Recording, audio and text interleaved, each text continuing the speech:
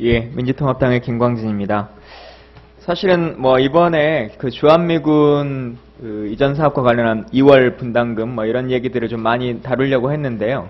제가 이틀 전에 그 시설 사업단을 한번 방문을 했었습니다. 해서 봤더니 기존에 제가 서류로 보고받아서 느꼈던 것들과 좀 많은 부분이 이해가 되고 조금 더 시간을 드릴 필요성은 있겠다는 생각을 가져서 그 부분은 추후 이후에 조금 더 얘기를 나누도록 할 거고요.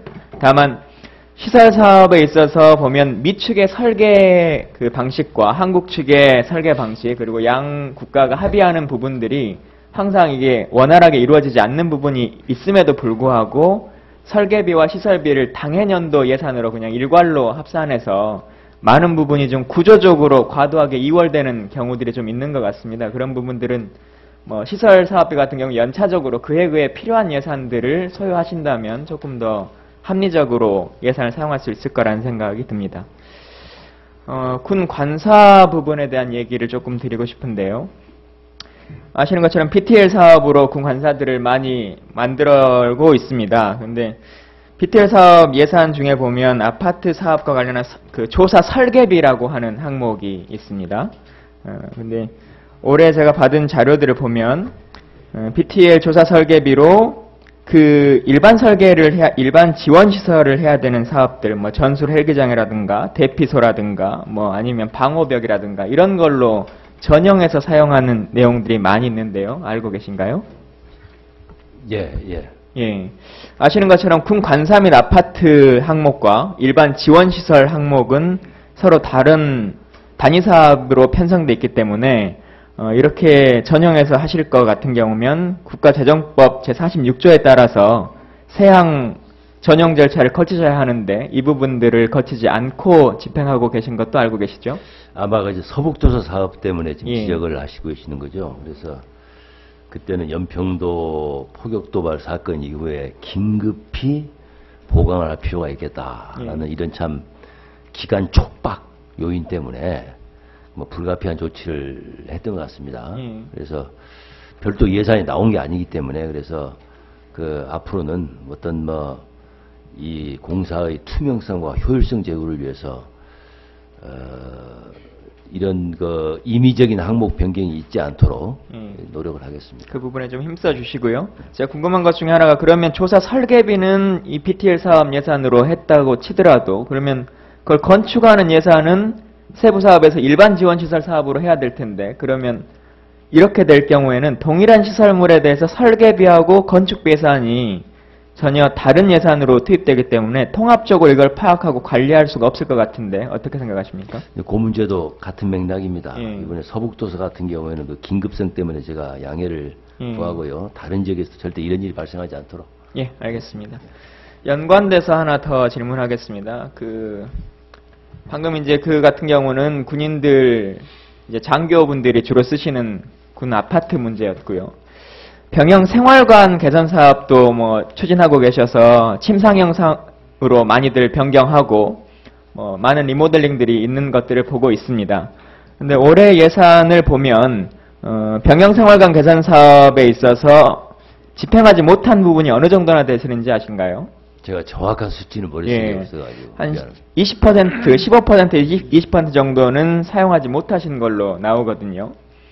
아시는 것처럼 지금 육군들이 일반 장병이 군 생활을 몇 개월 하죠? 21개월. 22개월. 22개월이면 2년도 채 하지 못하는 겁니다. 21개월. 예. 그러면 제가 말씀드리고 싶은 것은 이 친구들은 올해 예산으로 이 사업들을 수행하지 못하면 사실은 군 생활 기간 내내 한 번도 리모델링된 현대화된 모습의 사업들의 공간을 써보지 못하고 전역을 해야 됩니다. 그래서 사실은 국방부에 이미 예산이 있음에도 불구하고 이것들을 수행하지 못함으로 인해서 많은 장병들이 군에 대해서 별로 좋지 않은 인상을 갖고 전역을 할 수밖에 없는 상황이다 라고 해서 그런 부분은 조금 더 힘써주시면 충분히 할 수 있는 부분이라고 생각이 들고 저에게 주신 자료에도 보면 이게 왜 그러면 2월 됐느냐 사업을 진행하지 못했느냐라고 주셨을 때 사업계획을 확정 짓지 못했다고 하는 게 46억 발주 계약이 지연됐다라고 하는 게 548억이 되고요. 저는 이 단어가 좀 이해가 안 되는데 업체가 공사비 청구를 지원하고 있다. 저희가 주고 있지 않은 게 아니라 공사비 청구를 지원하고 있어서 못 주고 있는 게 20억이다. 뭐 이렇게 말씀하고 계시거든요. 근데 생활관 개선 사업은 사실은 뭐 저보다 더 잘 아시겠지만 향후 6년간 부대 증설에 대한 모든 계획과 중장기 검토를 통해서 이미 계획이 다 나와 있는 것인데 그럼에도 불구하고 사업 계획이 확정되지 않아서 올해 예산을 못 쓰고 있다라든가 이러한 부분들은 장관님이 조금 더 신경 써주시면 많은 장병들이 조금 더 편안한 시설과 윤택한 시설에서 할 수 있을 것 같거든요. 예. 짧게 우리 김광진 의원님께서 누구보다도 부지런하게 참 어려운 여건에도 불구하고 12사단이나 뭐 평택이나 이렇게 방문 직접 해가지고 현지에서 직접 파악도 하시는 보고를 제가 다 받고 있습니다. 대단히 고맙게 생각합니다. 사실은 저도 방금 말씀을 듣고 보니까 도대체가 이해가 안 간다 이런 생각이 듭니다. 어떻게 공사비 청구를 지원할 수 있을까? 어떻게 사업계획이 확정이 안 됐을까 하는 아마도 사전 조치가 여러 가지가 있어야 되는데 이 지자체의 뭐 협의 사항이랄지 승인 사항이랄지 이런 건 아마 선행 조치가 좀 미흡해가지고 사업 계획이 좀 미확정되지 않았느냐 이런 생각 드는데 어쨌든 예산을 가지고 있는데도 불구하고 제대로 못 쓴다는 것은 근본적으로 논리의 모순입니다. 그래서 조금 더 신경 써주십시오. 최대한 좀 할 수 있도록 노력하겠습니다. 병무청장님 짧게 질의드리겠습니다. 말씀하십시오. 지난 현안 질의 때 제가 한번 말씀을 드렸는데요. 그 공익근무요원들에 대한 그 일반적인 보험 처리를 조금 부탁드린다라는 말씀을 한번 드렸습니다. 혹시 그에 대해서 조금 생각하신 게 있으신가요? 예, 지금 뭐 추진 중에 있는 것도 있고 그렇습니다. 간략히 말씀을 드리면은 공익근무 요원들이 복무 중에 상해를 입거나 재해를 입었을 때의 배상은 그것을 활용하는 기관장이 하도록 되어 있습니다. 현재 이제 근데 공익근무 요원이 근무하는 복무기관의 특성을 보면 5명 이하가 근무하는 데가 거의 90% 이상입니다. 하다 보니까 그 5명 중에서 재해나 상해가 발생할 가능성은 상대적으로 또 이제 확률적으로 낮지 않습니까? 해서 그 작은 인원을 대상으로 해서 어떤 보험을 가입하려고 하니까 거기에 특화되어 있는 보험이 없다는 겁니다. 그게 예를 들어서 뭐 철도 공사라 이런 데는 인원이 많으니까 예산을 편성해서 단체로 보험을 가입합니다. 근데 이게 없다 보니까 그래서 제가 확인해 보니까 실무진에서 그 부분을 알고 추진을 했더라고요. 우리나라 9대 보험회사에다가 공익근무요원의 그 상해보험 같은 너희들이 좀 상품 개발을 좀 해달라. 이렇게 해서 이제 개발이 됐습니다. 그게 해서 금년도에는 각 사용하는 그 기관에다가 이 단체보험 들어라 권고를 이제 해 나가려고 하는데 참고로 말씀드리면은 11년도에는 공익근무 보상 책임보험 가입한 기관이 7.6%였습니다. 그런데 금년도가 37.7%고요. 내년도에는 아마 50% 정도 가까이 가입을 시킬 수 있지 않겠는가. 하여튼 좋은 지적해 주셔서 감사합니다. 제가 짧게 하나 조금만.